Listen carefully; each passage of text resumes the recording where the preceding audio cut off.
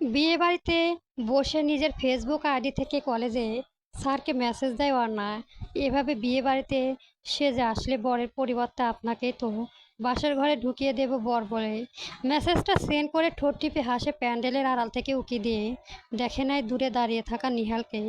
এদিকে অর্ণার এভাবে মেসেজ দিতে দেখে অর্ণব বান্ধবী নিশা ওকে টেনে এনে আবারও প্যান্ডেলের পিছনে দাঁড় করিয়ে বলে, তোর মাথায় অবশিষ্ট জোড়া লাগা বাকি, তারগুলো ছিঁড়ে গিয়েছে। তোর আইডিয়া দিতে মেসেজ কে দিল? অর্ণব সামনে এসে মাথার চুলগুলো হাত দিয়ে সরিয়ে বলে, রিল্যাক্স, আমার আশা নিশা। আমার ফেসবুকের আইডি তো আমার নিজের নামে না, ভয় পাওয়ার কিছুই নেই।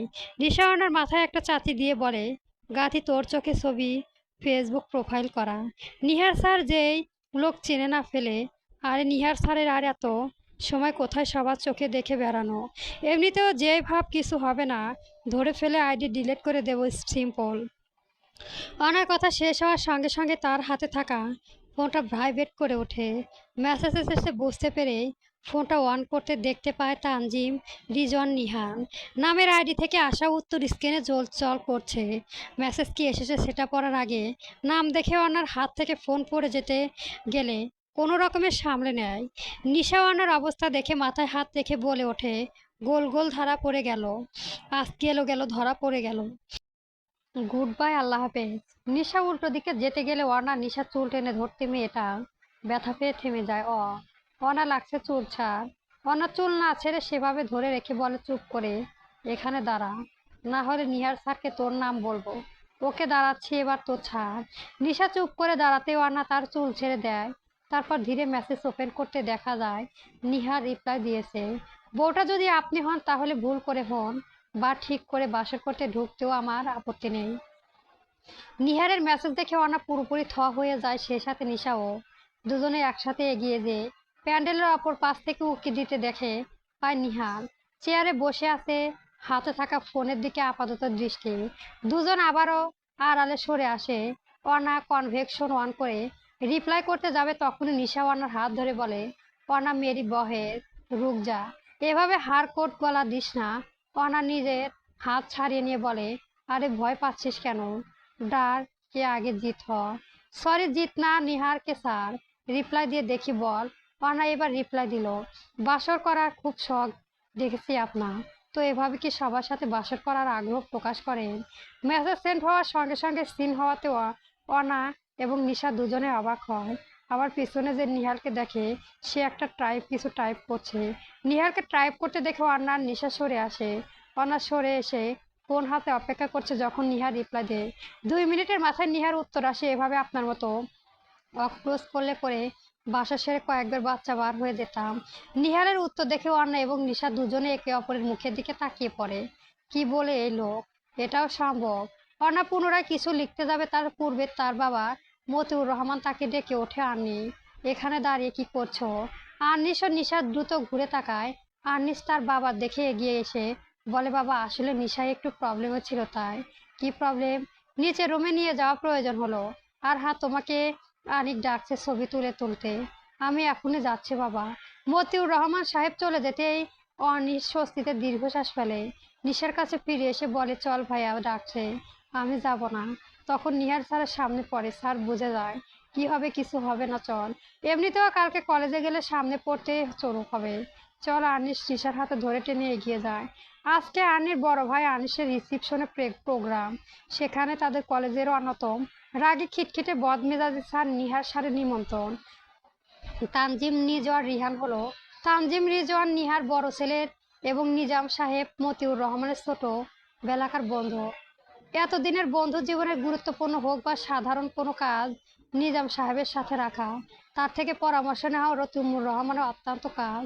নিজাম সাহেব আরও একটি ছেলে, আর তার নাম তাজমির রিজওয়ান নাবিল, আর সেও আন্নার সাথে একই কলেজে উচ্চ মাধ্যমিক প্রথম বর্ষে পড়ে।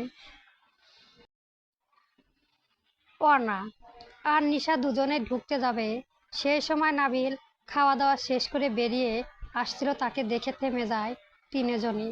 একা একা খেয়ে নিলি, ডাকলি না একবারও? অর্ণার কথা শুনে নাবিল টিস্যুতে ভেজা হাত মুছতে মুছতে বলে, কি করব, তুই তো মেহমান হিসেবেই একটু আপ্যায়ন করলি না? সেই দুঃখে 2 প্লেট কাচ্চি বেশি খেলাম, যা দ্রুত না হলেও শেষ হয়ে যাবে। তুই যে আস্ত পেটুক সেটা আর বলা থাকে না, যা আমরা খেয়ে আসছি। নাবিল অর্ণার সাথে কথা বলে চলে যায়। অর্ণা আর নিশা একসাথে খেতে বসে। খাওয়ার মাঝখানে দেখতে পায় নিহাল আর বাবা নাজিম একসাথে প্রবেশ করেছে। একটা টেবিল সব সিনিয়র সিটিজেনের সাথে নিহাল নিজেও বসেছে। অনার খাওয়া দাওয়া ভুলে সেদিকে লক্ষ্য রাখেছে। হুট করে নিহাল তার দিকে তাকাতে চোখে চোখ পড়ে যায়। পলকের মধ্যেও অনা নিজের দৃষ্টি সরিয়ে নেয়। মনে মনে ভাবে, আল্লাহ দেখে ফেললো নাকি, মাফ করো। আর তাকে না, সত্যি সত্যি অন্না আর তাকায়নি একবারও। খাওয়া শেষ করে অন্না আর নিশার হাত তুলে ধুলো এগিয়ে যায় বেসিনের দিকে। সেই সময় পেছনে ঘুরে নিশাকে কিছু বলতে যাবে, অন্না হুট করে ধাক্কা খায়। অনা খেয়ে থমথম হয়ে সামনে তাকাতে দেখে পায় নিহাল। অনা চোখ বড় বড় হয়ে দিকে তাকায় তার দিকে। এদিকে নিহাল সাদা পাঞ্জাবি তার একটু হাত লাগাতে হলদে ছাপ পড়ে গেছে। সেই দিকে তাকে নিহাল রাগে গজ গজ করে বলে, ও ক্লাসের অমনোযোগী, সেই সাথে যে বিয়েতে বাড়িতে এসেছে তার অমনোযোগী কেয়ারলেস কে হয়? চোখে দেখতে পার না? নিহালের গলার আওয়াজ শুনে আশেপাশে সকলে তাকিয়ে আছে তাদের দিকে। সত্যি সে বেখেয়ালে হাঁটছিল, সে কারণে ভুল করে বাঘের মুখে পড়তে হয়েছে।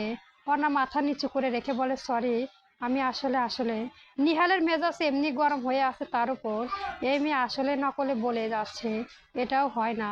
মূলত রাগের কারণ হলো তার পরনের সাদা পাঞ্জাবিতে হাতের ছাপ স্পষ্ট। সেটা দেখে রাগ যেন চিকচিক করে উঠেছে মস্তিষ্কে। নিহাল দাঁতে দাঁত চেপে বলে উঠল, আসলে নকল দিস আপনি। নিহালের রাগ যেন সপ্তমে চড়ে গিয়েছে, বুঝতে বাকি থাকে না অর্ণার। রেগে গেলে ক্লাসে এমন আপনি কথা বলে। আপাতত নিহালকে কোনোভাবে ম্যানেজ করে পালাতে পারলে অর্ণা বেঁচে যায়। অর্ণার পাশে দাঁড়িয়ে নিশাল অবস্থা বেগতি, না পারছে যেতে আর না পারছে দাঁড়িয়ে থাকতে। এদিকে অর্ণার মাথা কাত করে বলে, পাঞ্জাবিটা দিন, আমি ধুয়ে দেব। Are you innocent. নিহাল একটু চিৎকার করে কথাটা বলে অর্ণাকে। এদিকে নিহালকে এমন রাখতে দেখে এগিয়ে আসে তার ছোট ভাই নাবিল। অর্ণাকে এভাবে মাথা নুয়ে থাকতে দেখে জিজ্ঞাসা করে, ভাইয়া কি হয়েছে? তুমি অর্ণাকে বকছো কেন? এই অর্ণা কি করেছিস? অর্ণা একবার নাবিলের দিকে তাকালো, তো আবার নিহালের পাঞ্জাবির দিকে। অর্ণার দৃষ্টি অনুসরণ করে নিহাল সেদিকে তাকাতেই বুঝতে পারে তার ভাই কেন এমন ক্ষেপে আগুন হয়ে আছে। নাবিল পরিবেশে শান্ত করতে তানহাকে প্রথমে বলে, অর্ণা তুই যা, হাত ধুয়ে নে, এক জায়গায় বসে থাকবি। এদিকে হঠাৎ এমন জড়লতা দেখে মতিউর রহমান ও নিজাম সাহেব এগিয়ে আসেন। নিজাম সাহেব নিহালকে জিজ্ঞাসা করে, নিহাল এভাবে কথা বলছে কেন, কি হয়েছে? নিহালের উত্তর দেওয়ার পরিবর্তে নাবিল বলে ওঠে, আব্বু তেমন কিছুই না, ভাইয়ের পাঞ্জাবিতে একটু দাগ, তোমাকে জিজ্ঞাসা করছি না, তাহলে চুপ থাকো। আর নিহাল, এভাবে রাগ করছো কেন? বাচ্চা মেয়ে খেয়াল করেনি? তুমি অনেকের থেকে পাঞ্জাবি নিয়ে চেঞ্জ করে নাও। নিহালকে কথাটা বলে নিজাম সাহেব অর্ণাকে বলে, অর্ণা মা, মন খারাপ করো না, তুমি যা, হাত ধুয়ে নাও। নিজাম সাহেবের কথা শুনে অর্ণা মাথা নেড়ে দ্রুত সেখান থেকে সরে আসে। নিহালের সামনে থেকে তাকে সেফ অ্যাক্সি দেওয়ার জন্য নিজাম সাহেবের মনে মনে অসংখ্য ধন্যবাদ জানায়। অর্ণা চলে যেতে নিজাম সাহেব নিহালকে বলে, প্রয়োজন হলে চেঞ্জ করে নাও। কোনো প্রয়োজন নেই আব্বু, আমি বাড়িতে যাচ্ছি। নিজাম সাহেবকে কথা বলে ছাদ থেকে নেমে আসে নিহাল। সিঁড়ি শেষ ধাপে এসে দেখা যায় তার মা আফরোজা বেগমের সাথে। তিনি নিহালকে নেমে আসতে দেখে তাকে জিজ্ঞাসা করে, নিহাল নেমে আসলে কেন, খেয়েছিস? কথা বলতে বলতে আফরোজা বেগমের চোখ গেল নিহালের পাঞ্জাবির সামনে হাতের ছাপের দিকে। সেই দিকে তাকিয়ে আবার প্রশ্ন করলে, কি তোর পাঞ্জাবিতে হাতের ছাপ কে দিল? রাগে নিহালের মস্তিষ্ক যেন উঠছে তার উপর। আফরোজা বেগম প্রশ্ন ঘি ঢালার মতো কাজ করলো। তবু মায়ের সামনে নিজের রাগ কন্ট্রোল করে বলল, একটা স্টুপিড পাগল এই কাজ করেছে। আমি বাসায় যাচ্ছি, কথাটা বলে নিহাল গটগট করে বেরিয়ে গেল। আফরোজা বেগম পিছন থেকে কয়েকবার ডাকলো তাকে। কাজের কাজ কিছুই হলো না। নিহাল ঠিকই বেরিয়ে গেল। ছেলের এমন রাগের কারণ বোধগম্য হলো না আফরোজা বেগমের। ছেলের এমন ব্যবহার নিজাম সাহেবের মতিউর রহমানের হাতে ধরে বলে উঠলেন, বন্ধু কিছু মনে করিস না। নিহালের ব্যবহারের জন্য আমি কি মনে করব, পাগল তুই? ছেলে মানুষরা। তবে নিহাল রাগ করলো কেন? ওকে একটু ফোন কর।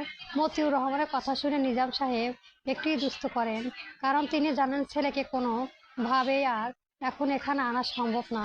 তাই মতিউর রহমান বলে, থাক, পরে তোর সাথে দেখা করতে বলবো। এখন চল ওইদিকে দেখি। দুজনে গিয়ে স্টেজের দিকে। পরের দিন সকালবেলায় ক্লাস শুরু হওয়ার পর প্রায় 30 মিনিট পূর্বে ক্লাস প্রবেশ করে আনা আর নিশা। ক্লাসে ঢুকে দেখতে পায় নিশা, ঝুম আর নাবিল বসে গল্প করছে। অন্যার সামনে সব বেঞ্চে একেবারে লাস্ট বেঞ্চে আগে বেঞ্চে এসে বসে। নাবিল নিয়ে ঝুমু ওরা শেষ করে বসে। তবে মনে হয় ভাইয়া তোকে দিয়ে পাঞ্জাবি পরিষ্কার করাবে। সকালে আম্মু নিতে চাইলো, দিল না। নাবিলের কথা শুনে পাশে ঠিক নিশা বেশ ভালো করে নিয়ে বলে ওঠে, দিক আমারও পরিষ্কার করে তোর ভাইয়ের মুখে সাদা পাঞ্জাবি ছুঁড়ে দেব। নিশায় এমন কথায় অর্ণা ওকে ঝাড়ি দিয়ে চুপ করতে পারে। নিশালের কথায় তার মাথায় থেকে বেরিয়ে গেছে গতকালে অনুষ্ঠানের ধকলের পর নিহালের ব্যাপারে সে ভাবপূর্ণ ঘুম আর অবস্থান কাহিল হয়ে গেছিল। তখন নাবিলের কথা শুনে অর্ণার মনে হলো গতকালের সেই মেসেজের কথা। নাবিলকে আড়াল করে ফোনটা চেক করে দেওয়ার দরকার। আজকে প্রথম ক্লাস কামরুল জামান স্যারের, তারপর নিহালে ক্লাস। তাই অর্ণা নাবিলকে বেশ অনুরোধ করে একটু বলে, নাবিল রে নাবিল, শোন, আজকে আমি খাতা আনতে ভুলে গেছি, একটা খাতা এনে দে না প্লিজ। অর্ণার কথা শুনে নাবিল প্রথমে উকি দিয়ে বাইরের আবহাওয়া দেখে নেয়। বাইরে সূর্য মামা তার সর্বোচ্চ ব্রাইটনেস অন করে রেখেছে। তপ্ত আবহাওয়া দেখে নাবিল দুহাত উঁচু করে স্যান্ডেল করা ভঙ্গিতে বলে ওঠে, মাপ ও চাই, দও চাই, আমি পারবো না। এই রোদের মধ্যে বের হলে তো একেবারে শুকটি হয়ে যাব, আমি পারবো না। অর্ণাকে ছেড়ে দেওয়ার বান্দা সে নাবিলের সামনে তুড়ি বাজিয়ে বলে, যাবি না তো আমিও তাহলে নিজের দায়িত্ব তোর আর সিনিয়র প্রেম পীড়িতের কথা পাবলিক করে দেব। উৎপ্রত মেরি বেহান রুখা, এভাবে আমার কলিজায় হাত দেওয়া মানে কি? হ্যাঁ, এনে দিচ্ছি তো। এতক্ষণ যাবৎ দুজনের কথা মনোযোগ দিয়ে শুনছিল বাকি তিনজন। নাবিল উঠে দাঁড়াতে নীলা বলে ওঠে, নাবিল আমিও যাব, দাঁড়া, কলার পেনও কিনতে হবে, চল। স্যার চলে আসবে না। নাবিল আর নীলা চলে যাওয়া নিচে থাকা স্টেনার দোকানে। এদিকে ঝুমুর এমনিতেও শান্ত স্বভাবে মেয়েও চলে যেতে সে কামরুজ্জামান সারের পড়া দেখতে থাকে। পরিস্থিতি অনুকূলন থাকায় অনা ব্রেঞ্চে এক এক কোণে সরে যায়। অনার মতিগতি শুধায় না, বুঝতে না পেরে নিশা এগিয়ে যায়।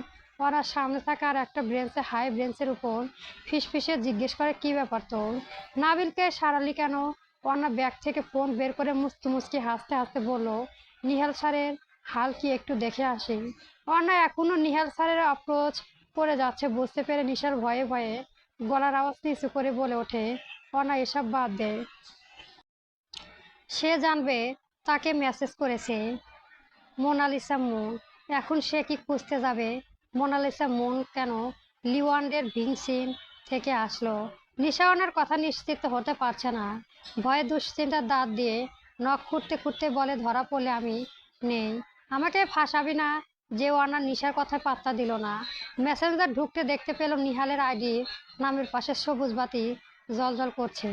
নিহালের ইনবক্স দিয়ে কম্মিত হাতে টাইপ করে, আসসালামু আলাইকুম নকল বর, বাসর কি করতে পেরেছেন? সেন্ড করে চোখ বন্ধ করে ফেলে। বুকের মধ্যে থাকা হৃদস্পন্দন যেন বানরের মতো লাফাচ্ছে। কি এক জ্বালা! এমন কেন হচ্ছে? একটা মেসেজ তো, এদিকে আবার গলা শুকিয়ে যাচ্ছে। এটা কি ভয়ে? সে ভাবনার মাঝে ফোনটা ভাইব্রেট করে উঠল। অর্ণা তাতে লাফিয়ে উঠল, সে সাথে তাকে দেখে লাফিয়ে উঠতে সামনে বসে থাকা নিশা। বুকে কয়েকবার থুতু করে নিশারের দিকে তাকিয়ে অর্ণা বলে, রিপ্লাই দিয়েছে রে। নিশা অর্ণার উড়ুতে একটা চট দিয়ে বলে, এরকম বানরের মতো লাফাচ্ছিস কেন? নিশার চটটা বেশ জোরেই দিয়েছে বলে সেই জায়গায় বাম হাত দিয়ে ঘষে চোখ মুখ কুচকে বলে ওঠে, তোর হাত না আরো অন্য কিছু রে। রক্ত জমে গেছে নিশ্চিত, রক্ত আর না আরো কিছু জমেছে। তুই হাফ রেঞ্জে থাকে। স্যারের আসার সময় হয়ে গিয়েছে, দ্বারা মেসেঞ্জারে রিপ্লাই দেয়নি। নিশাকে কথাটা বলে নিহালের মেসেজ অন করতেই দেখা যায় নিহালের রিপ্লাই, বাসর ঘরে ঢুকে আপনাকে তোর পেলাম না, খবর কিভাবে? নিহালের উত্তর পেয়ে ওয়ার্না মুখ কিঞ্চিত ফাঁকা হয়ে যায়।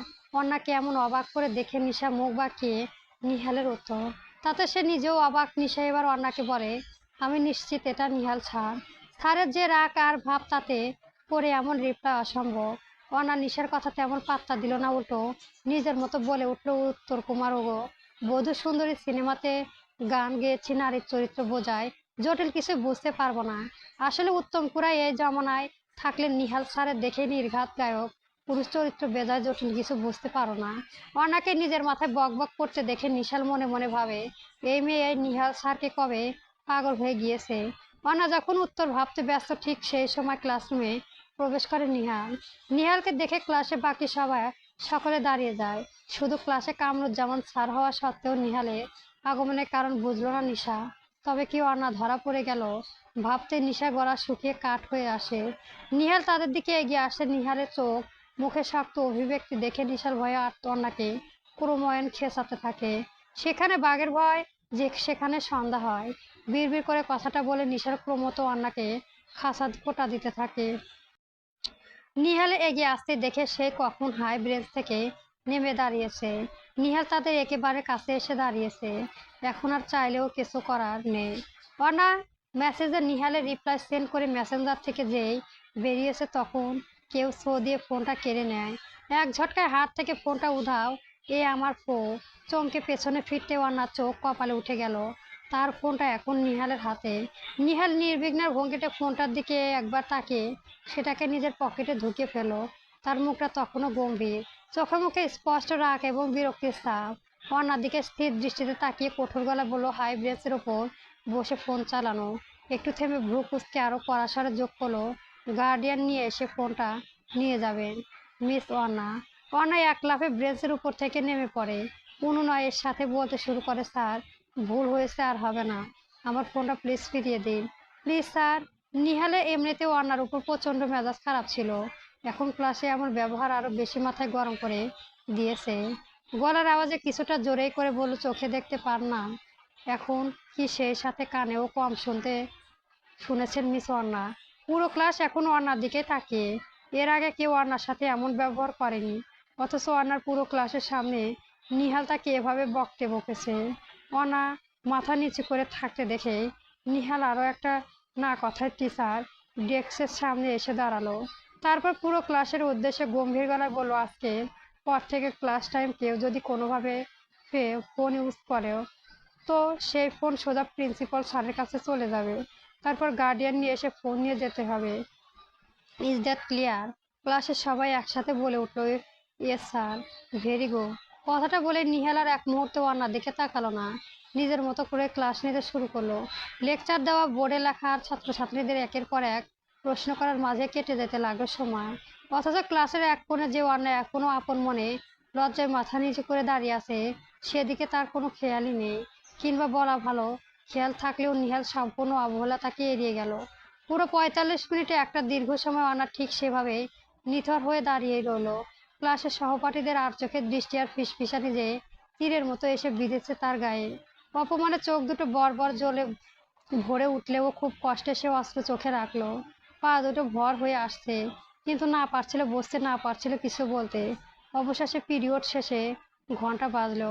নিহাল ডেকোর থেকে নিজের বই খাতা গুছিয়ে নিয়ে দরজার দিকে পা বাড়ালো। কিন্তু ক্লাসরুম থেকে বেরিয়ে যাওয়ার ঠিক শেষ মুহূর্তে এক মুহূর্তের জন্য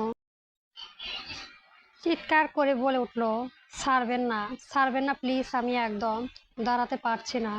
গল্পটি কেমন হয়েছে অবশ্যই জানাবেন। গল্পটি ভালো লেগে থাকলে আমার চ্যানেলটি সাবস্ক্রাইব করে রাখবেন। ধন্যবাদ।